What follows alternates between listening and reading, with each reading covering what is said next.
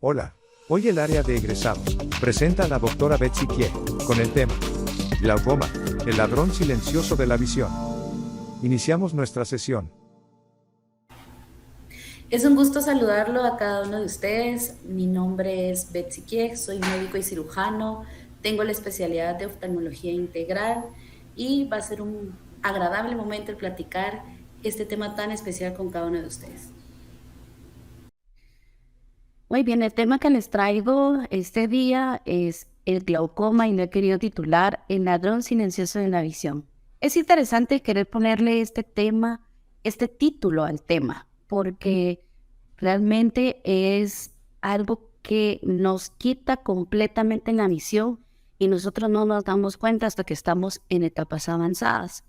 De hecho, este año 2022, según la Asociación Mundial del Glaucoma, esta patología ha alcanzado un auge que no nos habíamos imaginado y es la patología principal que causa ceguera prevenible en todo el mundo. Prevenible quiere decir que cuando ya hay cambios a nivel en nuestro ojo por esta enfermedad, definitivamente no vamos a poder curarlos, pero podemos prevenir el llegar a la ceguera. Este es el objetivo de la Asociación Mundial de Glaucoma en el año 2022, que nosotros incentivemos a las personas a que se hagan su chequeo oftalmológico. Y podrías hacerte una pregunta. Como profesional egresado, ¿cuántas veces has ido tú a hacerte una evaluación oftalmológica? No una simple evaluación de colocarte un par de lentes, no, una evaluación médica oftalmológica. A través de estos últimos años, la pandemia vino a limitar un poco el hecho que nosotros visitemos a los médicos o vayamos exclusivamente buscando un chequeo visual. La pandemia tuvo un fuerte impacto y dejó que muchos de nosotros nos durmiéramos en nuestros laureles y ya no siguiéramos nuestros controles, ya sea con un diagnóstico o ya sea con una secuencia que traíamos para prevenir este tipo de enfermedades que avancen en nuestra vida. Retrasó diagnósticos, interrumpió tratamientos, interrumpió el acceso a los tipos de consultas, exámenes y procedimientos que son importantes para darle la secuencia al curso de la enfermedad del glaucoma para evitar el llegar a la ceguera. Por eso, bajo el lema el año 2022, The World is Bright, Save Your Sight, el mundo es brillante, salva tu vista, hemos tratado de incentivar, de acercarnos a todas las personas para concientizar la importancia de hacerse una revisión periódica de la vista, de tus ojos, para minimizar el impacto de la pérdida de la visión por esta enfermedad. Y es que lo más importante de esta enfermedad es que no es como cuando tú tienes un dolor de espalda que te va a dar el dolor en la espalda. No es como que de repente vas a necesitar lentes si tú dices no veo bien de lejos o no veo bien de cerca si pasas ya los 40 años. No va a dar ningún tipo de síntomas. Y por eso este momento les voy a hablar de generalidades. Es la primera causa de ceguera irreversible. Todo cambio que se dé sin que lo diagnostiquemos a tiempo, ya no hay vuelta atrás.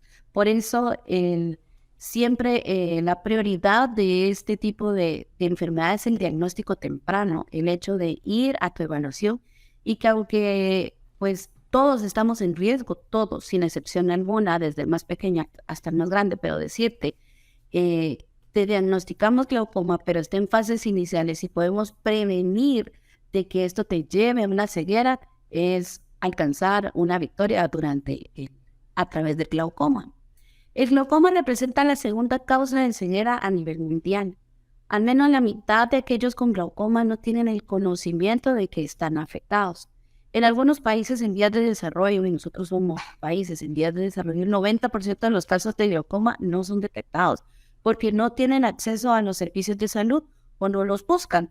En muchos casos el glaucoma, como puede ser asintomático, no asisten a la consulta porque no tienen ningún algo que les haga sentir mal o algo que les diga no veo.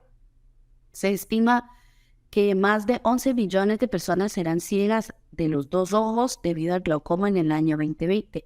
Alrededor del 13% de los casos que sean diagnosticados de glaucoma hasta el año 2020, que fueron de las estadísticas, y posterior entramos a la pandemia y se tiene que hacer una recaudación de estadísticas nueva, que hay una proyección para el año 2040, sabemos que la mayoría pueden llegar a quedarse ciegos de los dos ojitos. En la mayoría de los casos, la ceguera puede ser prevenida con controles y tratamientos apropiados en el momento oportuno. En los Estados Unidos, que es donde mayormente acude la gente a sus servicios, la ceguera es el tercer problema de salud más temido después del cáncer y de los ataques cardíacos. Basado en estudios de prevalencia, se estima que el 79.6 millones de personas tendrán glaucoma en el 2020, pero este número puede aumentar a 111.8 millones de individuos en el 2040. Si nosotros vemos estas estadísticas, son demasiado alarmantes y nosotros queremos hacer la concientización de que cada uno empiece a agarrar el hábito de hacerse una evaluación anual o periódica de sus ojos.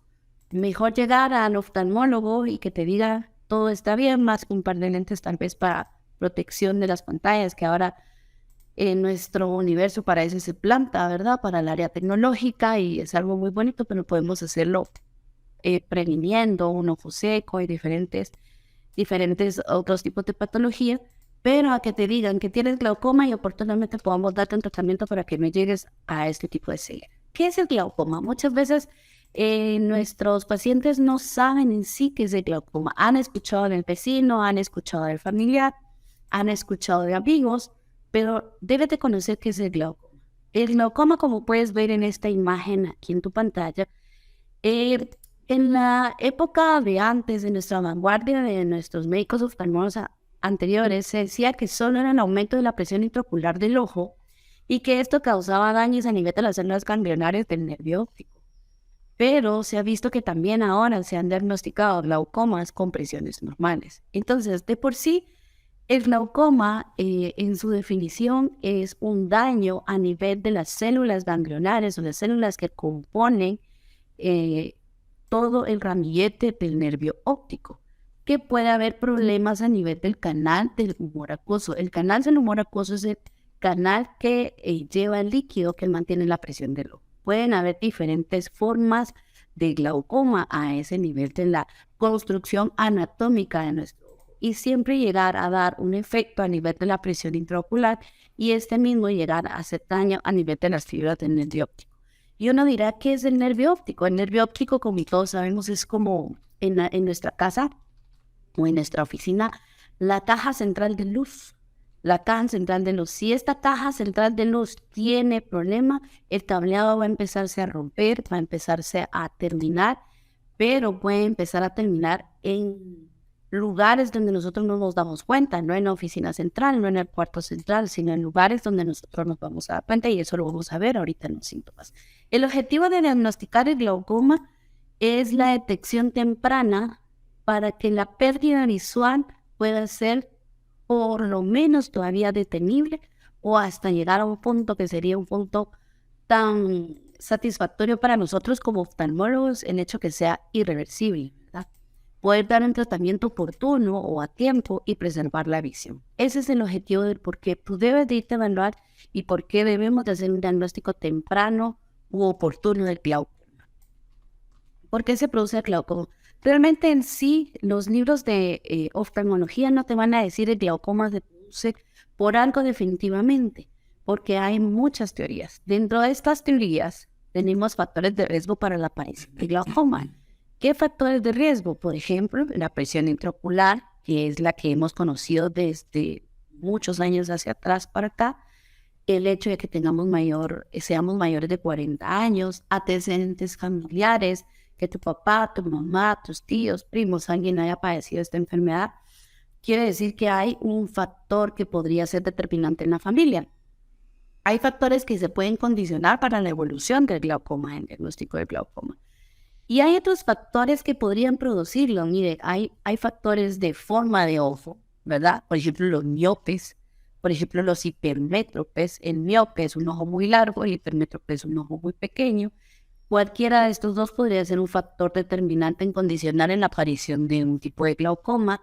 la diabetes mellitus, la hipertensión arterial, pero el glaucoma es una gran familia de tipos de glaucoma. No solo hay uno, hay diferentes tipos de glaucoma con los que se puede llegar a conocer durante nuestra familia. Por ejemplo, hay una enfermedad que se llama síndrome exfoliativo, que el iris, el color de tu ojo, empieza a liberar como una caspita que se puede colocar en los ángulos, en las mallas trabeculares, que es donde se produce o pasa nuestro líquido, el humor acuoso, y obstruir el paso, pensándolo como en una red donde se llena de cosas que no deja pasar a través de las redes el líquido, ¿verdad? Entonces, la gama del por qué se produce el glaucoma es muy amplia, no es tan limitada. Y por eso los tratamientos han ido evolucionando, han ido creciendo, porque hemos ido encontrando factores positivos para todos nuestros pacientes de glaucoma. Como yo les estaba mencionando hace un momento, esta formación o esta base anatómica que ustedes pueden ver en sus pantallas es la formación y circulación y animación del humor acuoso, que tiene el factor muy determinante a nivel del glaucoma o a nivel de la enfermedad, en qué etapa la vamos a encontrar. Estas estructuras que ven acá, para que ustedes la entiendan de mejor forma, es como que la luz entrar acá, esta es nuestra córnea, este es nuestro color de ojo, el iris, como que fuera un color de ojo verde. Y esta cámara que está acá se llama cámara anterior, esta que está acá es la pupila, la cámara posterior, donde encontramos el cristalino, y donde encontramos el cuerpo ciliar, donde tenemos los poros donde se van a empezar a producir. El humor acuoso tiene un ciclo, tiene un camino que recorre normalmente. Y si ustedes pueden ver, acá se producen estos poros, se va en la cámara posterior, sale a través de la pupila, luego pasa en la cámara anterior y pasa a través de diferentes canales, malla trabecular, canal de Schlemm, y llega a drenarse hasta las venas del acuoso para que se vaya la circulación, se deseche, pero este es un ciclo que se está produciendo constantemente. Nuestro ojo se drena, se forma más, se drena, se forma más y así sucesivamente. Pero para que esto circule de la mejor forma, quiere decir que estas partes anatómicas deben de estar funcionando al 100%. Y además deben de tener medidas específicas de suficiente tamaño para que esto pase. Y ahí entran otras clasificaciones del glaucoma. Acá lo podemos ver de una forma un poquito más amplia. Miren, esta es la parte de los procesos ciliares donde se forma el humor acuoso, sale, drena a través de los procesos ciliares de la pars plana, pars plicata, y pasa enfrente del cristalino, sale a través de la pupila. La pupila, si tú conoces tu ojo, es ese punto negro que de repente uno dice que es color negro, pero no es así. Es un espacio que se hace grande cuando no hay luz y que se hace pequeño cuando hay luz. Entonces sale acá, pasa encima del color del ojo en esta cámara anterior, y luego pasa a nivel de la malla trabecular, canal de Schlemm, para irse a las venas intraesclerares o para poderse drenar a nivel ya del drenaje del cuerpo, ¿verdad? Y se vuelve a producir y así sucesivamente. Esto es lo que nos mantiene el tono del ojo. Si ustedes tocan su ojo, cierran sus ojos y tocan sus ojos, esto es lo que nos mantiene un tono. Siempre en los libros y nuestros maestros decían, comparen su tono del ojo, tocándose su ojo y tocándose su punta en la nariz, que tienen que ser bastante similares. Y si ustedes pueden hacer su prueba allí donde estén viendo la presentación, van a decir así. Pero si su ojo está muy duro, así como piedra, uno dice, ay, está como piedra, está más duro que la punta de la nariz, realmente es urgente que vayas y te evalúes porque puede estar la presión intraocular alta. Esta es una de las medidas que se llama tono digital. Con tus dedos índices te tomas tu presión y comparas para ver si todo está bien. No utilizamos mucho el niño, que es difícil que los niños se dejen colocar algunos tonómetros si no es bajo, o algunos aparatos para toma de presión si no es que están bajo algún tipo de sedación. Conociendo la anatomía, debemos de saber que cualquiera de esas partes anatómicas puede ser factor de riesgo para el hecho de tener un glaucoma. Si, por ejemplo, yo te mencionaba que estos no tienen las medidas necesarias para que pase a nivel de la cámara anterior, sino que están más pequeños los espacios, como en los hipermétropes, los ojos más chiquitos, más apretadas las estructuras, entonces el líquido, en vez de pasar cómodamente, su drenaje es incómodo y empieza a darse podría empezarse a dar un tipo de hipertensión y eso desarrolla un tipo de glaucoma que se llama glaucoma de ángulo estrecho.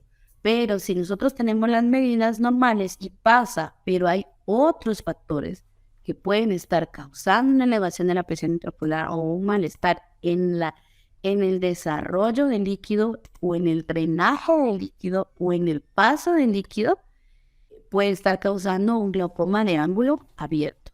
Otros factores de riesgo para esta enfermedad o esta patología es, por ejemplo, la raza. Es un factor de genética muy fuerte. La raza afroamericana, asiática e hispana son las de más alta incidencia de esta enfermedad. La migraña, porque hay cambios vasculares, trastornos del sueño, hipotiroidismo, antecedentes de cirugía o traumatismo ocular. A veces todo está muy bien, pero simple y sencillamente tuviste un accidente, te golpeaste, te dieron un punch o un pelotazo, algo puede seccionar, lastimar, traumatizar cualquiera de las estructuras que acabamos de conocer anatómicamente y poder causar un traumatismo ocular y estructuras, como nos decía, que no tengan medidas correctas para poder funcionar de la mejor forma. Entonces, en sí, para que entendamos el glaucoma, luego que vimos la anatomía, factores, quiénes lo podemos padecer, debemos de encontrar un balance y esto solo lo encontramos en nuestra evaluación, conociendo cómo está nuestra producción, cómo está la circulación y cómo está el drenaje. De hecho, conociendo que estos tres debemos de tener un balance, si uno de estos no está funcionando al 100%, bien, quiere decir que cualquiera de estos podría estar dando problema para desarrollar un glaucoma. ¿Cómo lo vamos a diagnosticar?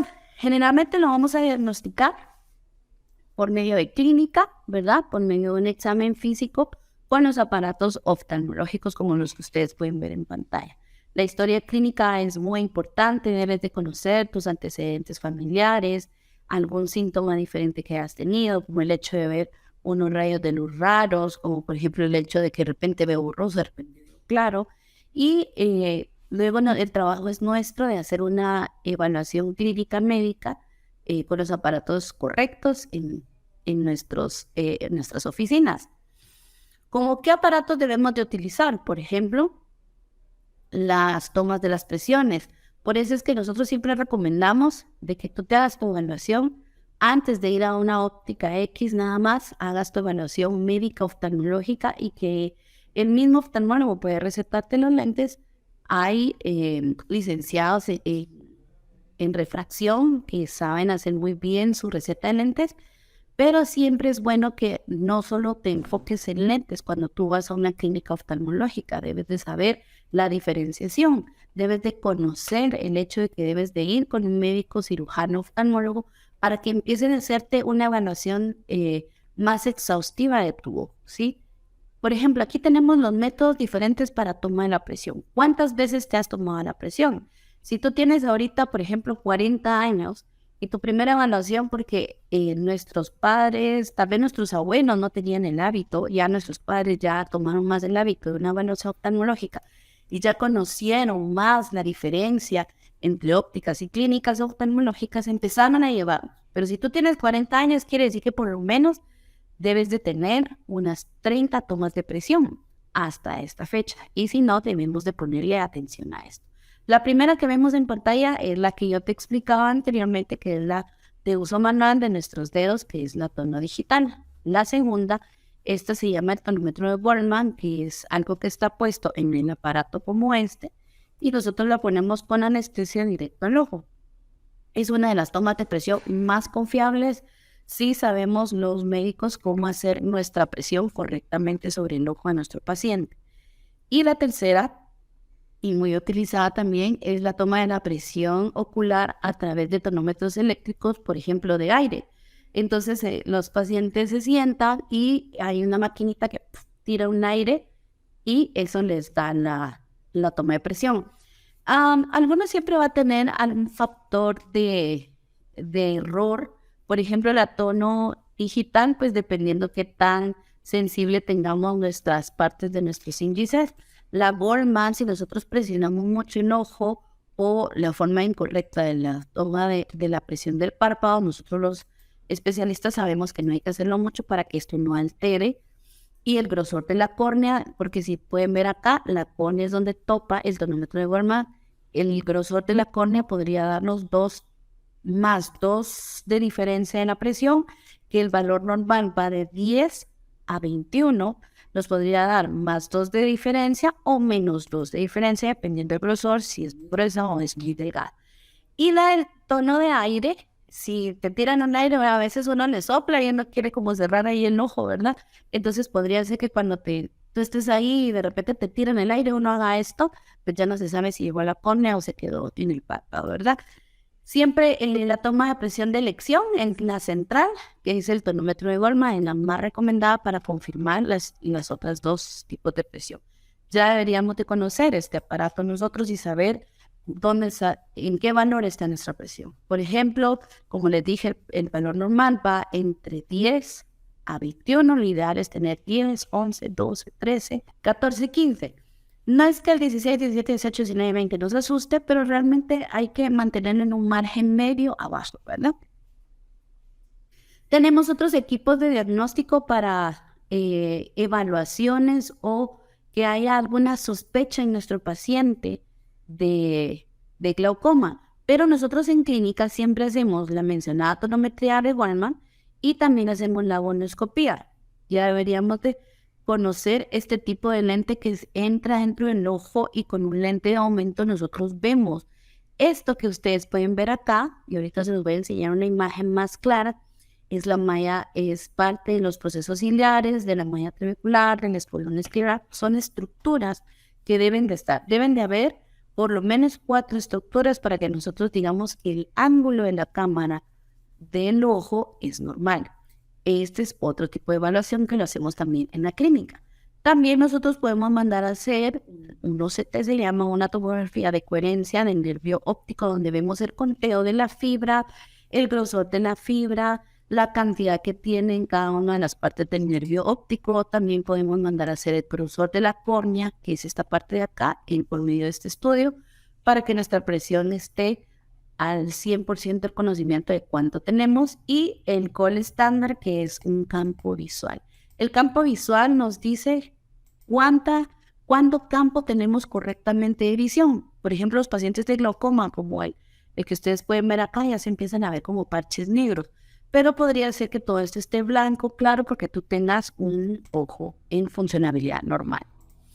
Acá están las pruebas gonoscópicas, es el lente que te colocamos. Este es un lente de Goldman, pero ahora tenemos un lente de 4 espejos, un poco más pequeño, que también ingresa y podemos ver la parte donde circula el líquido del humor acuoso. Cuando se refuerzan, conocemos la anatomía del ángulo iridocorneal, que es donde están los procesos ciliares. Es esto en realidad en el ojo humano. Miren, es esto, no era una figura anatómica, sino en una foto real. Esto es lo que nosotros vemos, cómo está funcionando y cómo está pasando el líquido del humor acuoso. Tenemos 2 grandes grupos de glaucoma. El glaucoma de ángulo abierto, donde ustedes pueden decir, sí, veo una línea cafecita acá, blanca, café, blanca, procesos, vemos las estructuras que tenemos que ver. Y tenemos un ángulo cerrado donde ustedes dicen, no, pero aquí no se ve, solo se ve blanco y el iris, no se ve nada más. Estos son los 2 grandes grupos, pero entre estos 2 grandes grupos hay una secuencia de diferentes subtipos de glaucoma dentro de estos 2 grandes grupos.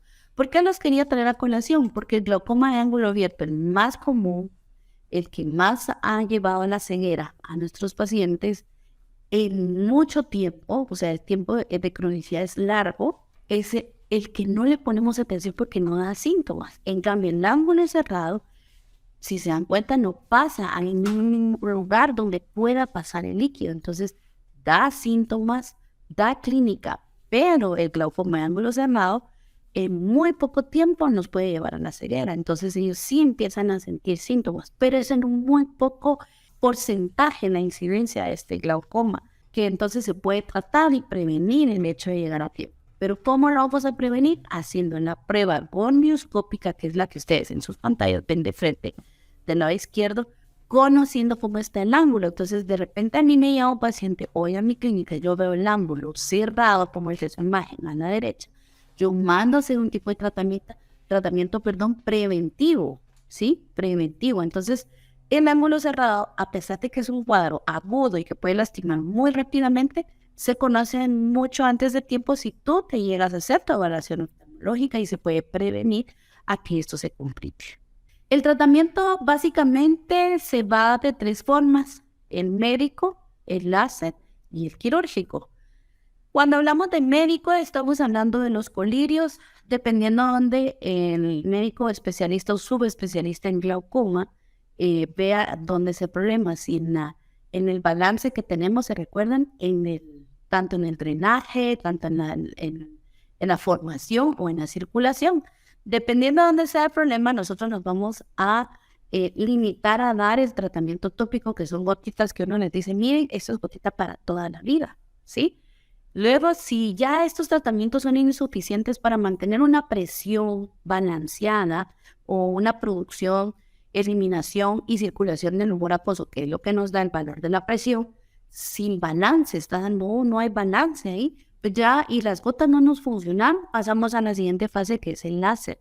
Dentro del láser tenemos una serie de láseres, dependiendo el tipo de glaucoma al que nosotros hayamos sido diagnosticados. Luego tenemos ya el quirúrgico, donde tenemos la cirugía mínimamente invasiva, que está haciendo el mayor auge, y las cirugías filtrantes, que han sido las conocidas. Dentro de la gama o familia de glaucomas que hemos conocido a nivel de la historia de la oftalmología, hay otros tratamientos como por ejemplo válvulas y otros tratamientos que son para algunos tipos de glaucomas muy específicos, ¿verdad? Dentro de las subtipos o las familias que se dan. Pero básicamente estos son los tratamientos que se conocen o que se pueden hacer o que ustedes pueden tener opción. Algunas veces la pregunta del paciente es, ¿y el glaucoma se opera? Me imagino que la pregunta se hace pensando que al operarse se cura. Se opera si el paciente ya es candidato y ya cumplió la serie de factores como tratamiento médico, como tratamiento láser, y ya ninguno hizo y su presión sigue teniendo efectos sobre el nervio óptico. Allí pensamos en un tratamiento quirúrgico más no curativo, sino para tratar de prevenir llegar a la ceguera. Eso es un punto importante que nosotros debemos de conocer en el glaucoma, ¿verdad? Entonces, como bien se los dije, pueden ser diferentes tipos de colirio, los tipos de tratamiento láseres y los tipos de cirugía con filtrante o algunos mínimamente invasivos. De verdad, todo depende del tipo de glaucoma al que hayamos sido diagnosticados. Entonces, la pregunta siempre ha sido, ¿el glaucoma da síntomas? Y generalmente el glaucoma no suele dar síntomas, sino que hasta que el paciente padece o presenta importante deterioro en la visión, hasta ahí consulta. Y uno dice, rápidamente dice, fíjese que yo siento que mi campo visual se ha venido reduciendo, y es así. Esto es como ustedes van llegando a un túnel, y ustedes saben que cuando antes de entrar al túnel, el túnel todavía se ve amplio, pero ustedes van entrando al túnel y el ambiente se va oscureciendo. Esa es la visión del paciente con glaucoma. Por eso es que cuando ya dicen, mire, fíjese que de repente no veo por acá, o fíjese que iba a pasar una calle peatonal y no vi que venían de ese lado caminando 2 personas. Y ha sucedido que por eso llegan a consultar, o a veces por eso nos mandan a evaluar. A veces se han pasado llevando retrovisores que no vieron de este lado. Por ejemplo, mire, el síntoma más frecuente, que es la reducción del campo visual. No hay ojo rojo, no hay ojo doloroso, no hay nada de eso. Si ustedes pueden ver la imagen normal de una visión de un paciente sano en una carretera y no ven a niños más que la pelota o más que la calle, pueden suceder accidentes muy severos. Y generalmente ahí rápido el síntoma clásico es, fíjese que siento que mi visión de aquí, mire, se ha venido opacando, pero aquí central yo veo bien. Y entonces pueden llegar hasta ver un 20-20 aquí central y el cartel que se les pone ahí enfrente de la luz. Pero cuando se les manda a hacer un campo visual, tienen una visión a través de un túnel, ¿verdad? Ese es de los síntomas más frecuentes y que consultan cuando ya está muy avanzado el glaucoma. Hay otros síntomas con los cuales algunos pacientes se han consultado, pero ha sido pensando que es por lentes. Y son enojo rojo, dolor intenso, y estos pueden ser por el factor que hablábamos del glaucoma de ángulo cerrado, más no del más común, que es del ángulo abierto. Puede haber dolor intenso, visión borrosa, halos, se pueden ver aquí los halos alrededor de las luces, y a veces llega el ángulo cerrado a ser tan doloroso porque pueden llegar a tener de una presión normal, que dijimos que de 10 a 21, pero si el ángulo se cierra, pueden llegar a tener presiones de 60, 70, entonces sienten que el ojo se les va a reventar y eso puede llegar a tener náusea y vómitos, ¿verdad?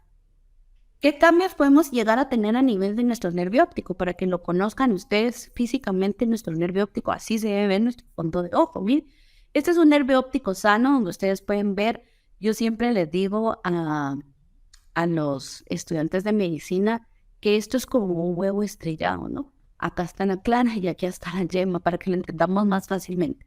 Pero esta es la lámina cribosa que nosotros vemos acá blanquita, detalles ya bastante más claros que las fibras ganglionares que están aquí alrededor. Esto tiene que tener una medida normal. Y esta parte blanca detallada no debe medir más de 30% de distancia del disco completo.